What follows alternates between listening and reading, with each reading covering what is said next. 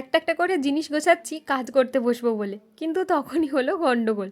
High, আমি রিয়া। তোমরা আছো আমার সাথে আমার জীবনের মুহূর্তগুলির সঙ্গী হতে। জানো তো, বাড়িতে ছোট ছোট বোনরা থাকলে কত যে উপকার হয় সেটা একমাত্র দিদিরাই জানে। এই যেমন ধরো, আজকে আমার খুব ইচ্ছে হচ্ছিল একটু হেয়ার অয়েল লাগাই, আর নিজে নিজে হেয়ার অয়েল ম্যাসাজ করতে তো একটু আলসেমিই লাগে, তাই ওকে ডেকে কাজে লাগিয়ে দিলাম। যদিও বা আমি সেরকমভাবে মাথায় তেলটা ইউজই করি না, বছরে ওই 1 থেকে 2 বার, তাও মনে হয় অনেক বেশি হয়ে গেল। দুষ্টু এটা করতে করতে ওর স্কুল লাইফের বিভিন্ন কথাগুলো আমার সাথে শেয়ার করছিল।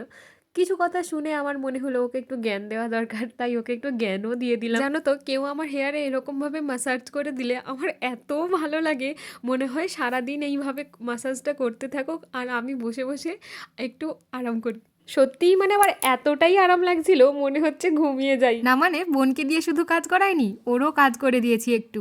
আর তারপরেই বসে পড়েছিলাম মেহেন্দি বানানোর জন্য। সামনেই তো অনেকগুলো কাজ রয়েছে, তাই আগে থেকেই বানিয়ে রাখছি। এই তো আর একজন এসেছিল দেখার জন্য আমি কি বানাচ্ছি, তাই ওকে বললাম এই নে তুইও তাহলে আমাকে একটু হেল্প করে দে। একটু মিক্সড করতে গিয়েই ওর হাত ব্যথা হয়ে গেছে, তারপর আমার নিজের কাজটা আমি নিজেই করে নিচ্ছিলাম। এরপর সন্ধ্যায় মায়ের সাথে চলে গেছিলাম মহিষাদল।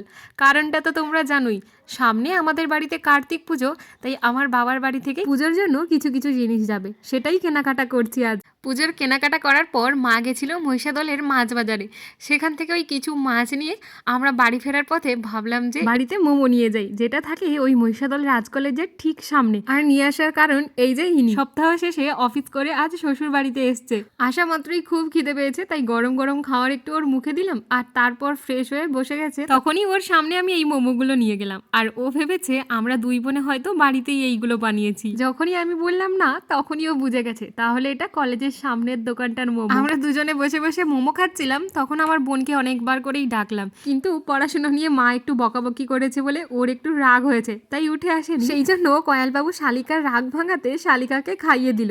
আর আমি বললাম দেখো, আমি কিন্তু রাগ করলে আমারও রাগটা এরকম ভাবেই ভাঙাতে হবে। এরপর আমরা সবাই মিলে বসে গেছিলাম ডিনার করতে, আর ডিনারে ছিল গরম গরম ভোলা মাছ ভাজা। আগের দিনের মতো আবারও মিক্সড ফ্রাইড রাইস বানিয়েছি। আর কি কি আছে তোমরা দেখে নাও। তাহলে আজকে আসি, দেখা হচ্ছে পরের ভিডিওতে।